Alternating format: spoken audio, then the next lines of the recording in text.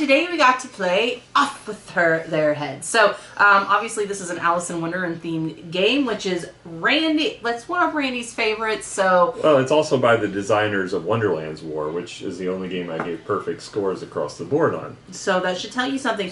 So we got to play this game last night, and it is a roll and write with a little bit of trick taking. It's a flip and write, really. But yeah, I mean, you're playing with cards, but this game actually uses a standard deck of cards. You could play. I mean, it's an Alice themed deck, but you could play with a regular deck of cards on this. But why would you want to? Well, I know. I mean, but eventually those cards are going to wear out. Yeah, we'll get that into quality of components. But before we get into it, don't forget to hit the subscribe button and that notification bell, because board games are amazing, and that's what we do here at Legends of Nirvana. Now, Randy, can you tell us a little bit more about Off with Their Heads? So this one has not hit retail yet. This is a 2026 release. It's brand new. I ordered directly from Allplay, who's the distributor for Druid City Games, who makes the game. Currently, because it is so new, there's no Board Game Geek rating or rank for this. 2 to 4 player game, average length of 15 to 30 minutes. I think that's probably a little low. It probably should be more 30 to 45, I would say. This one is a little meaty for. It's not. I mean, it's a roll and write. I don't know. Maybe it's not the right word for it. Well, it's not. It's a little more thinky, so it takes a little longer if you decide where you're going to put things. Well, there's some strategy to it. So a lot of with flipping rights and rolling rights, you're just picking 1 out of 3. But the thing is you're picking a card in order to get a priority, to get your placement. So you kind of have to gauge what the other players are going to play and what they're gearing towards. So that can be a bit tricksy.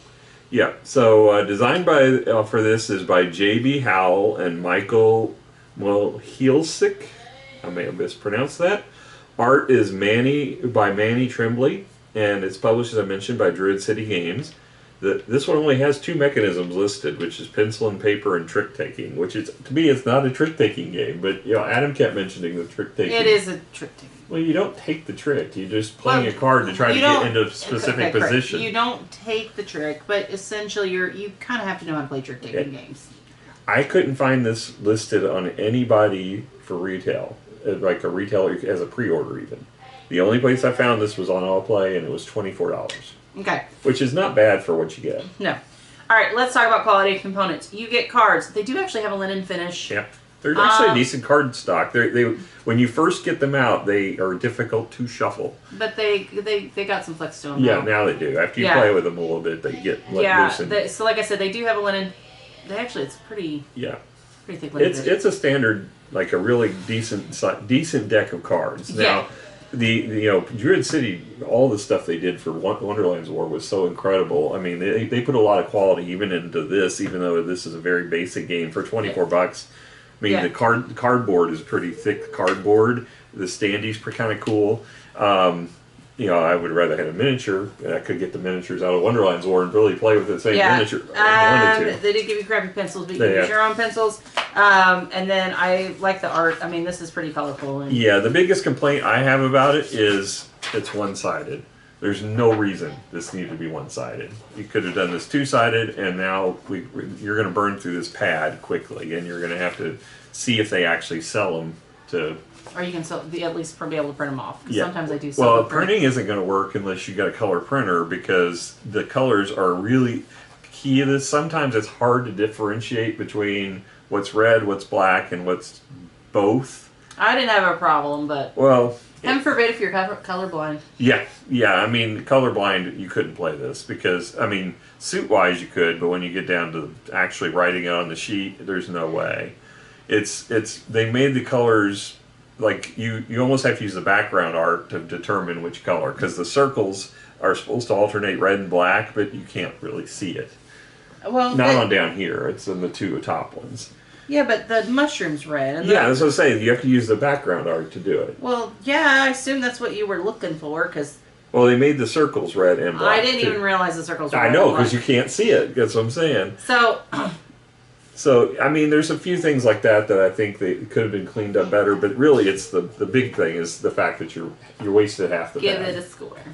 From a quality of components, perspective, the deck of cards is really nice. The cardboard's pretty good quality, and for a roll and write, it's for $24. It's not a bad price for what you get in the box, and that's ordering it from basically the distributor. You know, I mean, if you get it retail, it's probably gonna be cheaper than that. I'm probably going to go ahead and give this a 7.5. Okay.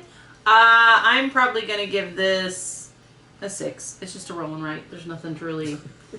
But that is a nice deck of cards. It is a nice deck of cards. That's why it's a 6 and not a 5. And now if you do get it from the distributor, I'll say they also throw in a promo set with the Jokers being so you could actually play Tweedledee and Tweedledum, which is kind of cool. So you could actually play cards with this if you wanted to. Yeah. Well, you don't usually use the Jokers and cards, but you could for some games. But yeah, they got a special rule set for the Jokers. Okay. All right. So moving on to the theme, it's Alice in Wonderland. I will say, it feels very chaotic. And the fact that you don't know where you're going to go, and you're trying to figure out the best way to score points. Yeah. It felt a little Alice in Wonderland to me. Right. You're like, I hope I get this spot, and if not, oh well. Well, I also like that you're unlocking characters in the process for scoring at the end to get them to come to your tea party. And I thought that was really clever. Yeah. So, I mean, they put a lot of thought. You know, my fear when I ordered this was there's a lot of companies that will just milk a theme because they have the rights to it. I mean, granted, Lewis Carroll has been passed along so many years. All of his stuff is public domain.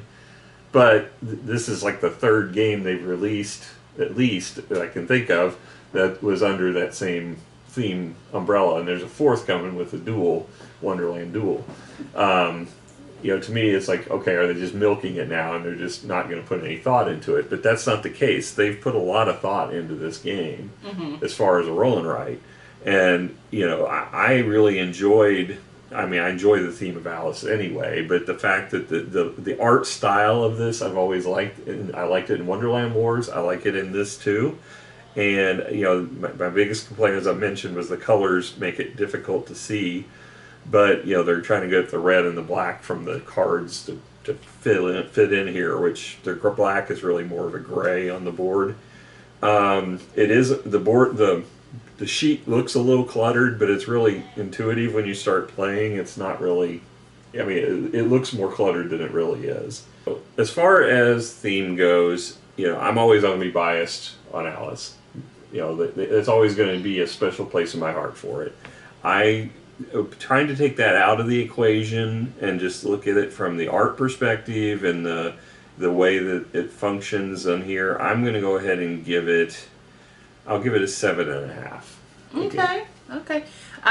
So I definitely felt the feel that they were trying to go for. I definitely felt the Alice. I liked the little different character kind of motifs.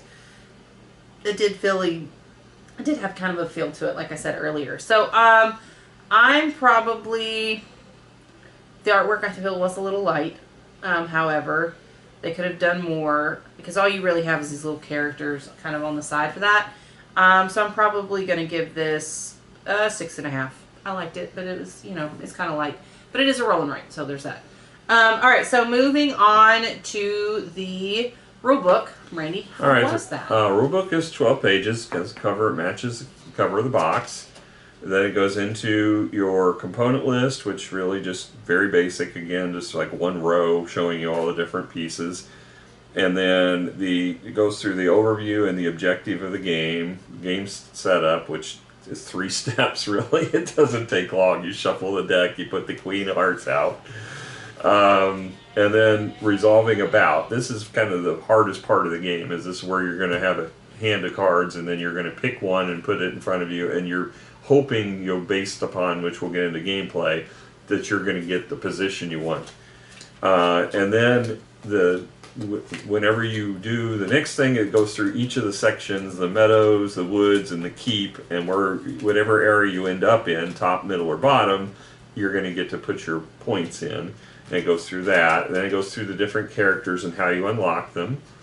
And then end of round cleanup and final scoring is really all there is to it. Now, they have special rules when you play with 2 to 3 players. With 2 players, we have to put another card out. One that we don't know? Yeah, one we don't know.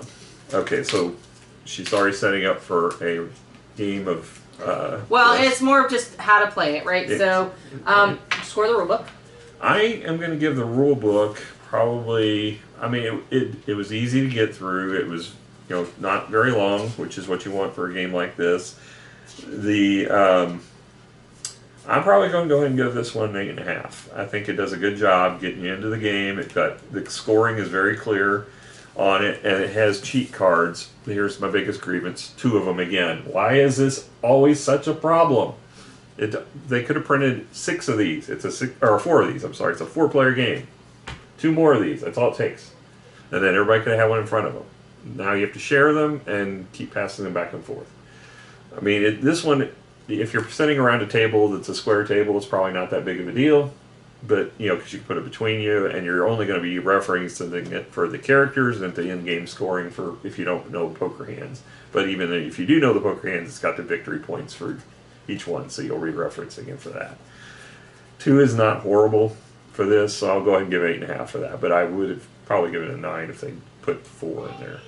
So going on to gameplay, you have a hand of 9 cards. Now, 2 of these cards are going to be saved for your end of game poker hand, okay? So I like to take those 2 cards out and put them to the side, like if I know what I'm going to want. That might not be the case for everybody, right? So you may end up choosing to do something different based on what you end up having left in the gameplay.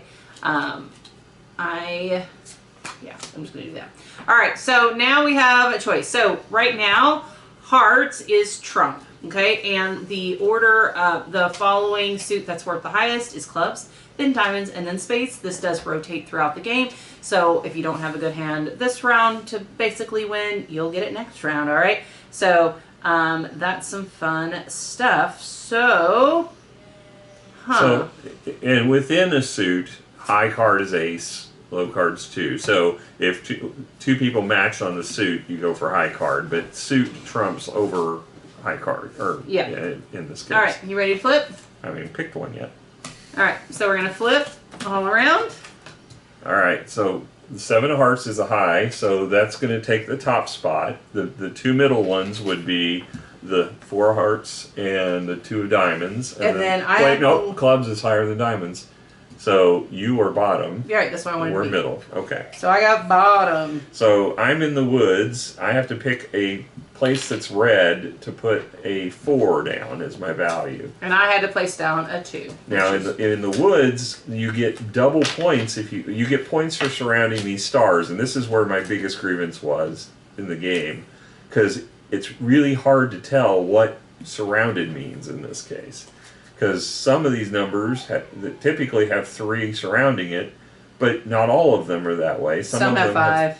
Well, are they really 5? I can't tell. Or no, that's 4. The 7 looks like it's surrounded by 4, but one of them is the same as surrounding this 7, and it only has 3. So is it really just the 3 up here, or the 3 down here? I just assumed it's all of them around it. Like, you can tell from whoever's surrounding it. It's not intuitive. That's the problem. I think you're making it harder. So I'm going to put mine over here. I got a teacup. Now, teacups are useful for 2 reasons. One, you get 1 to start the game, but you can use them to choose a different zone than what you were supposed to go into to put your value in, or you can mark or change the color of the suit of whatever you're playing from red to black or black to red.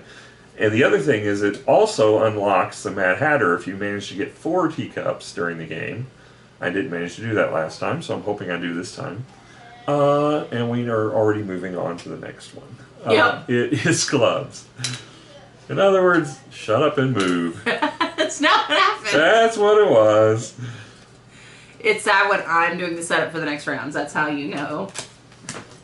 All right, so I am last, which is what I wanted to be. And the reason why is I have laurels to the bottom and to the right of me in the keep. Now, because aces are worth 11s, that now is worth 11 points for me. So that is something I really, really wanted to be able to do. Yep. So I am top, and then it would be diamonds is next.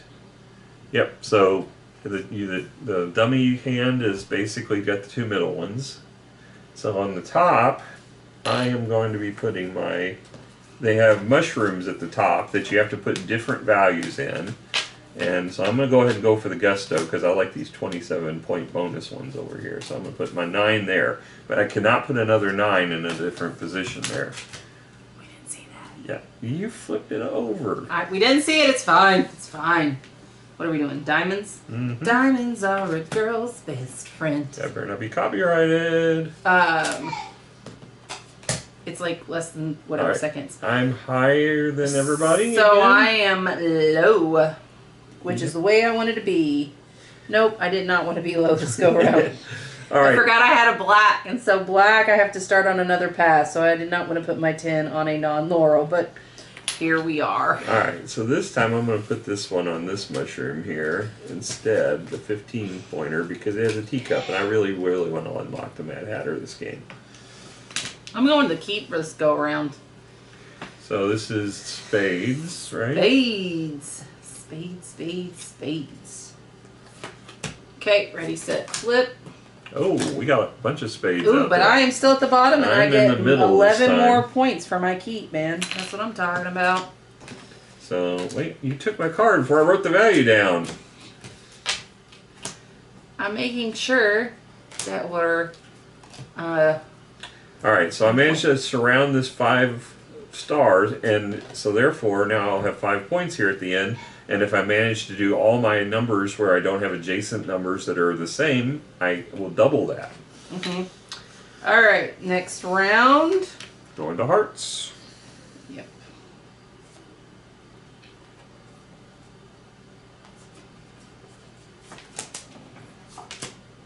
All right, so I am at the bottom. No, spades is lower. No! You are in the middle.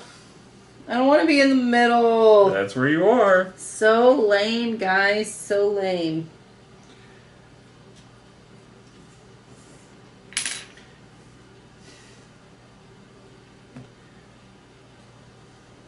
All right.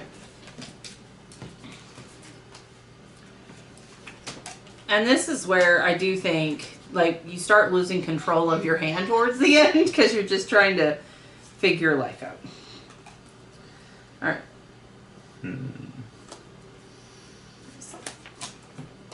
I am definitely top. I am low. Alright. So I have my 11 here. Now, I got an eat me cookie. Now, that means... that means I can write my 6 down in my keep, and I get the cookie, and I get to take that 6 and put it somewhere else on the board. So I get to make choices. Yep. So what I'm gonna do is I'm gonna use my first teacup to put that 11 down on the woods where there's the eat me cup, the eat me cracker or cookie or what have you, and that is going to let me put the 11 again somewhere else, which I will use to put back up at the top where I was going to put it originally anyway. So now I managed to get that 11 twice. Okay. Unfortunately, it didn't get on the bottom in the laurels because I hadn't primed those yet, because somebody's been stealing the bottom every time. I'm okay with what I have done. Okay. I just moved it to diamonds. Oh, you just moved it. Okay. Yep. Ooh, we got an ace. Ace of spades. All right. Oh, you're going top this time.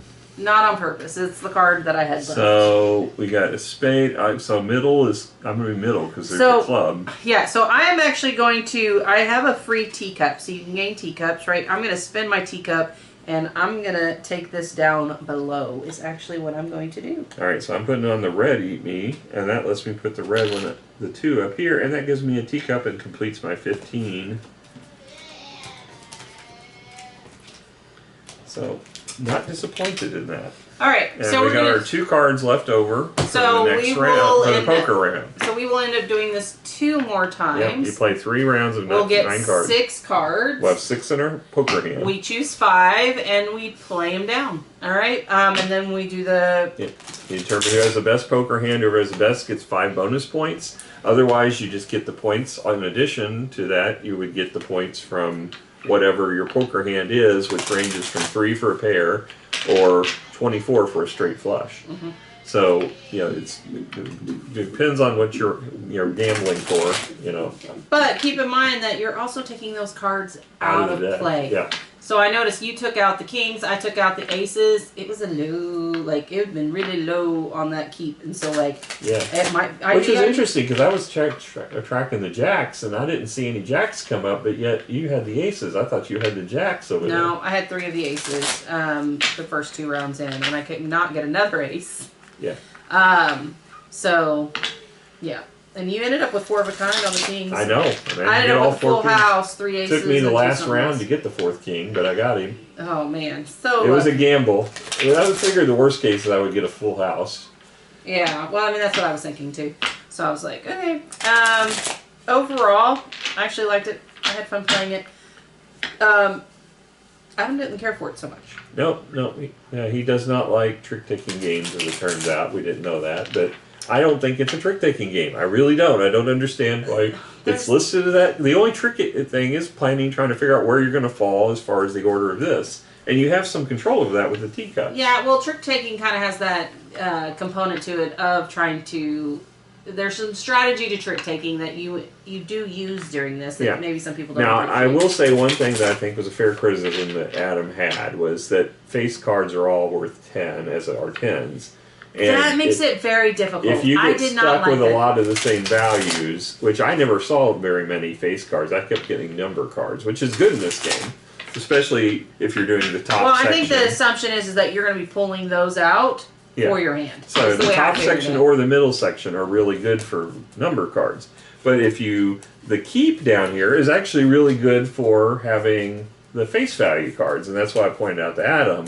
So if you can manage to get in the bottom with him, which is going to be harder to do because they're higher valued, but if you know what the trump suit takes precedence, you could play the one that's furthest away from the trump suit, get down to the bottom, and then you would know, basically you'd have control of that.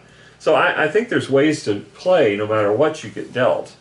So, luck to me isn't that big of a factor in this, which is why I liked it. There is some luck, but it's not. Yeah, so as far as what my score is in this, when I'm thinking, I'm trying to compare to all the roll and rights that we play, and where I would position it hierarchically. It's obviously not Hadrian's Wall level. It's not Three Sisters level. I think it's in that next tier below that. And I think I would consider this to be probably at a 7.5. I've been given 7.5 across the board. I'll keep doing it. I think it's 7.5 to me. I'm fine with the 7. Okay. I'm fine with the 7. We're going to finish this game, so that should be something. We're already in the middle of it. Although we're supposed to do 2 more reviews, so maybe we shouldn't. But we're already 1/3 of the way through. So that. Well, we're also wasting a sheet of paper if we don't finish it. Oh well, see, I can't have that. No, I gotta save the trees. Exactly. But yeah, a 7. I'm okay with the 7. The thing is there other roller rights I will choose more often? Yes. If you brought this out, I wouldn't be mad about it either. So that's where we're at on this. There are other roller rights I'd be like, this one. All right, guys. Well, thank you so much for joining us. We had an absolute blast. Hopefully you'll come hang out with us again. We'll catch you guys later. Bye. Yep. And don't lose your head. Bye.